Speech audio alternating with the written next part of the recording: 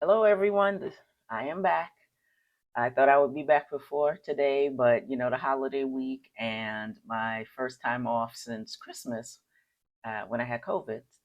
So I needed a couple of days, but I did not forget.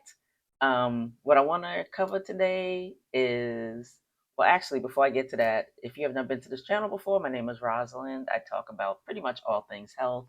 I've spoken about Contrave, I've spoken about cholesterol. I will continue to speak about both of those, amongst other things. I consider it my job at this point in life to help people to do better, but also show my flaws as well. So here we are. So I did mention last week that I was going to go through the comments and start answering some questions that I saw. So we're just going to just jump right in. So we're going to start with question number one. How much weight have I lost? I've seen that various times through the weeks, and I'm just finally going to get it out the way since I'm probably, I would say, at a point now where I am a little leveled off and I'm okay right now where I'm at. Do I want to maybe lose a few more pounds? Maybe, maybe not. So when I looked it up, I was actually kind of surprised. I can't remember how much, and I have it on here and I'll put it on the screen how much I weighed when I started Contrave. But I think, if I'm not mistaken, up until now, I may have lost around 28 pounds. Um, and it took me a year to do that, up, down, and sideways. Some people have lost that in 3 months. More power to you.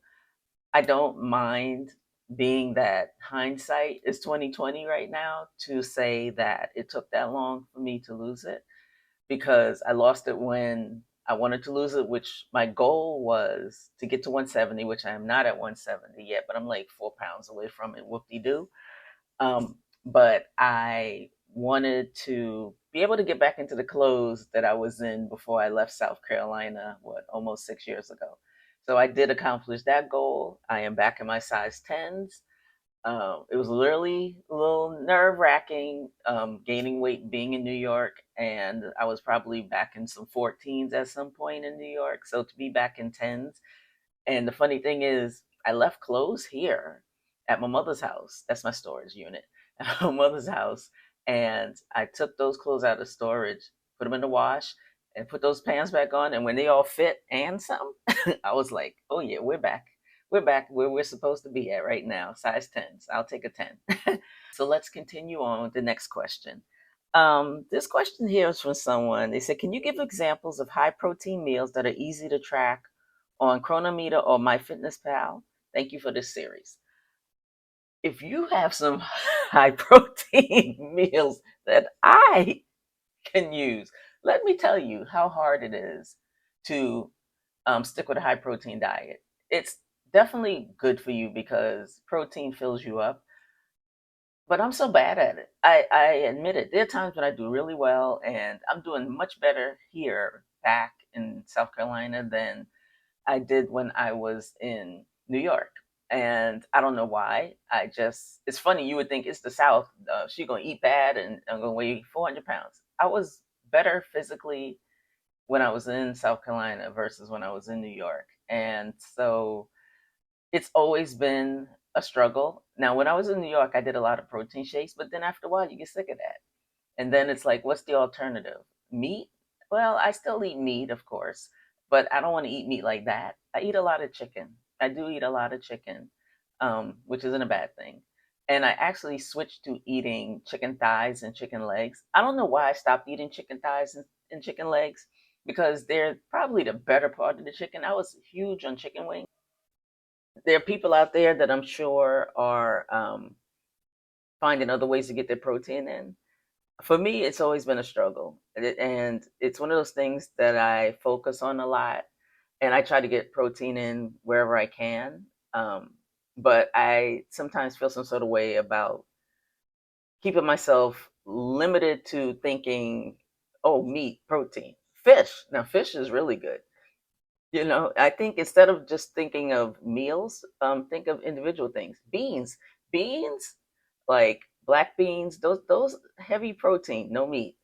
So I'm not a like meals person all the time. Like I will throw together a good casserole sometimes, but it doesn't necessarily have a lot of protein in it.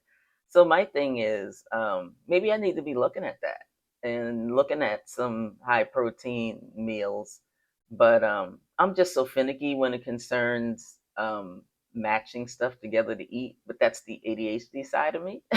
So my situation may be different than somebody else who is open to eating a lot of different things and don't have a struggle with textures and things of that nature. So I try to keep protein in the freezer and just kind of incorporate it into anything. Like we were talking about the beans thing, throw some meat with it. For the main part for me, like you're looking for high protein, I'm always looking for ways to get my vegetables in. And that's my goal since I've been back, is to make sure that I'm eating vegetables. And that has always been a struggle in the past, not as bad now. Okay, next thing is, person says, have you ever had a skin rash while on Contrave, or do you know of anyone who has had it? I myself have not had any skin issues on Contrave, but I rarely have skin issues about anything. This My skin is the least of my concerns. I can do the least with my skin and be okay. If anyone else out there has had any issues with it, I'm not even quite sure if it's down as a side effect. But if anyone has had any issues with that, hey, help somebody out because someone is asking about that. Next question: can you make a wrap or just water and oat fiber? So somebody, I guess, is trying to figure out how to use oat fiber. Two people have asked me about oat fiber and how to use it. I'm going to tell you the way I use it, and then you could look up some recipes online about, just type in oat fiber recipes or recipes that use oat fiber. I, when I did my search, saw that I could use oat fiber in place of some of the flour that I was using in recipes. So like I have a pancake mix. I will take, like, say if it says a cup of the pancake flour, I will actually put in like 3/4 cup of the pancake mix and put in a quarter cup of the oat flour to make it 1 cup. I've done it in many things. I've done it in muffins, any type of baked good. I've used oat flour. Now, if you've come up with a wrap that uses the oat flour, let us know, because we can always use some fiber, especially if you're on Contrave. You really can use the fiber, but the cholesterol folk could use some cleaning of the arteries, and oat fiber will help with that too. So hey, we got 1 and 1 here, people. Okay, next question. Somebody's looking for the banana bread recipe. If I did not put that up, I apologize. Absolutely love that banana bread. Actually, I was going to buy some maple syrup to make it, and I haven't bought it yet. Thank you for putting that in my head. Somebody said they lost 160 pounds on Zepbound and Manjaro. My insurance is kicking me off. I have 50 pounds left. I'm thinking about this med. Hey, let me tell you, I know you were having happy days with Zepbound and Manjaro, because I heard those things like take the weight off like you would not believe. I say try Contrave. Just be realistic about the amount of weight you're losing and how fast, because those two drugs, from what I understand, make people lose so fast that, we're used to an instant microwave society, and Contrave does not subscribe to it the way that Ozempics and the Manjaros and the Zepbounds are. Those are newer, they work faster, but Contrave is more mental, so it's going to mentally prepare you. In my mind, it has mentally prepared me for where I am now. There's a mental component here that I feel like Contrave addresses, that the Ozempics and the Zepbounds and the Manjaros of the world do not. And if you don't understand what that means, go back and watch the videos and see how mentally Contrave, in my opinion, in the long run, will help you more prepare to keep the weight off. And in a way, I'm starting to believe that it may not be a bad maintenance drug. They haven't subscribed it to be prescribed. They haven't prescribed it to be a maintenance drug, but I was on it for almost a year, and there were times I came off of it and I went back on, and I lowered the dose and up and down. I don't think as many people are doing that with the Ozempics and all of those because you cannot buy those directly from the manufacturer. Um, and you can buy Contrave on their website for $99 a month through their program. So much cheaper. And I think if you got those 50 to go, I would say please come back and let us know how that goes. Because I'm sure there are people on here that are over here because they got kicked off of the other drugs. So I'm just saying. Okay, what else do we have here?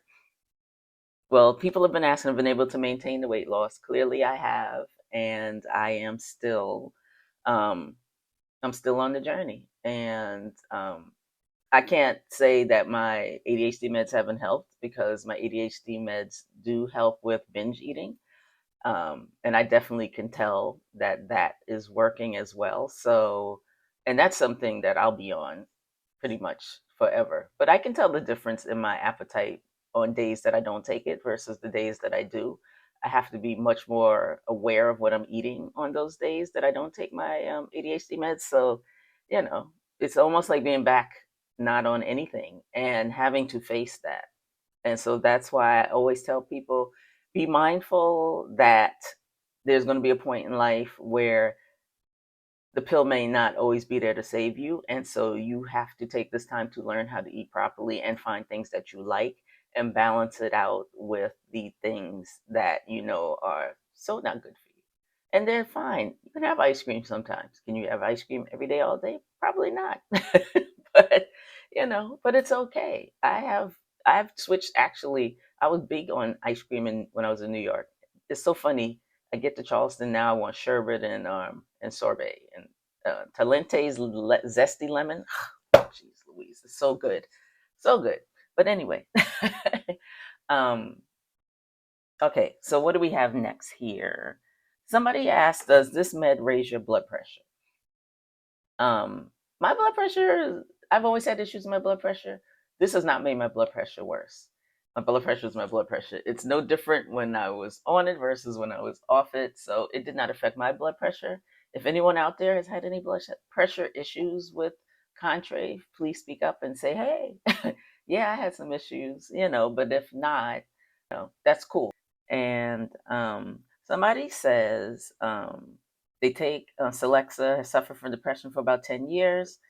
Doctor has agreed they should try a weight loss drug. They're not comfortable with the new injection drug, so they're considering Contrave.